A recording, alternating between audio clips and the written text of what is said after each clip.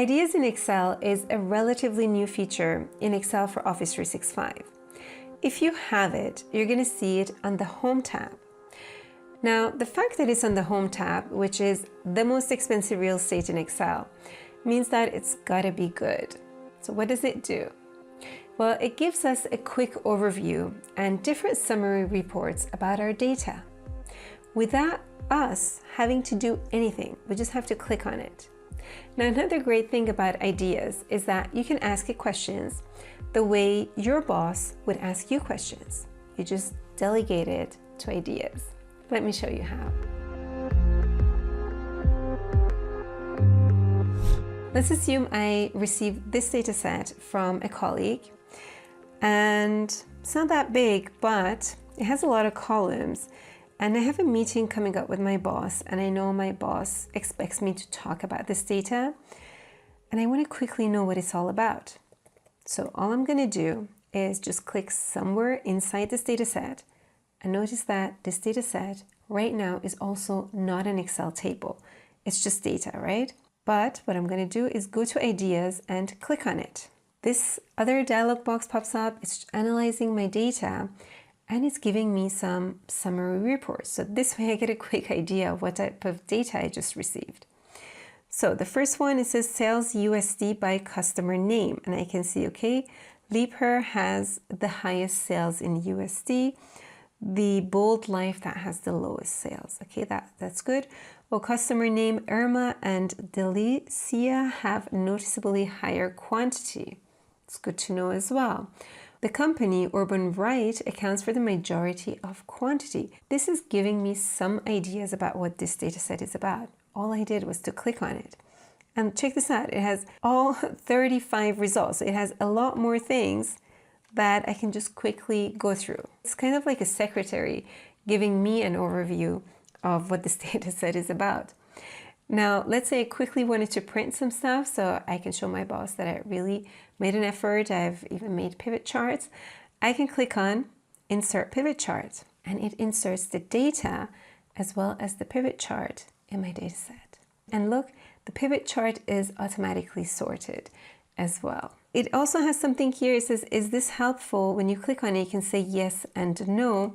This is the part that's related to the machine learning for Ideas. If you find that something is not helpful, just say it isn't, and probably later you're going to see less of it. I guess this will help the system become more intelligent. So it's going to learn more the more examples we give it of what's right and what's not so great.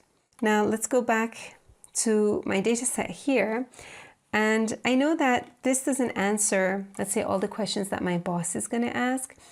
Let's try to ask it some questions. Because check this out, right here it says ask a question about your data. Now, before I ask anything, I just need to take a quick look at this data to even see what column headings I have. So I have company ID, company name, region. Now, regional data is usually important for my boss. I have sales document ID, date, customer ID, name of the customer, the article, so the article description and ID, quantity, and sales USD. So my two KPIs are quantity and sales.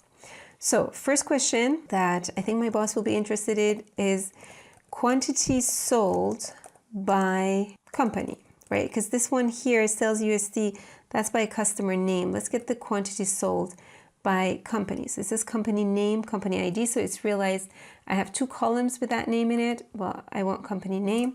So let's press enter. Oh, and it gives me a chart that's sorted.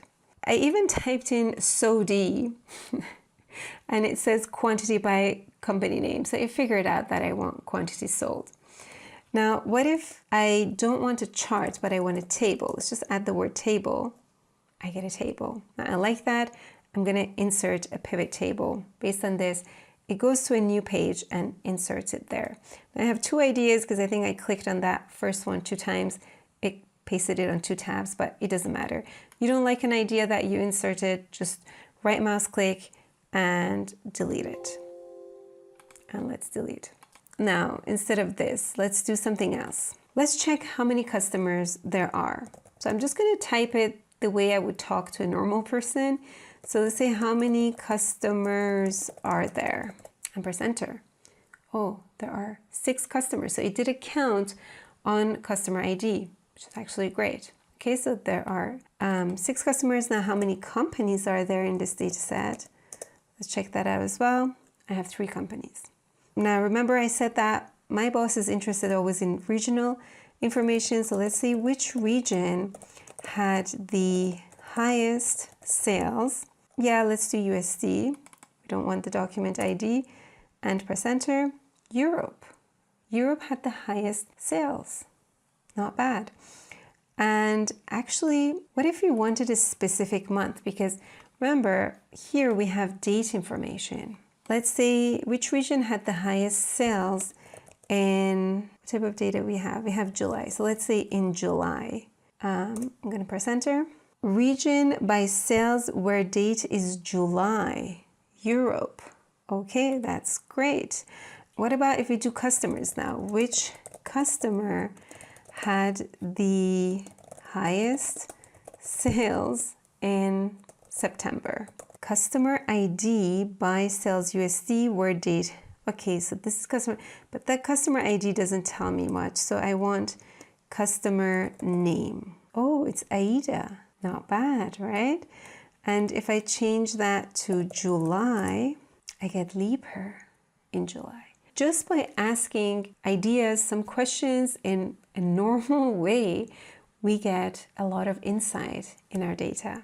So this now is dynamic. So basically any idea that you inserted here with the pivot tables is obviously dynamic, because if the data here change, it's going to pull through to your pivot table. You will just have to right mouse click and refresh it.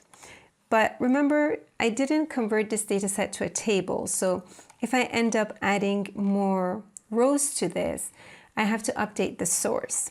So it's really always good practice that you convert your data set to an official table. And I'm going to do that using the shortcut key Control-T. Table has headers. Let's go with OK. And let's just go quickly and remove this.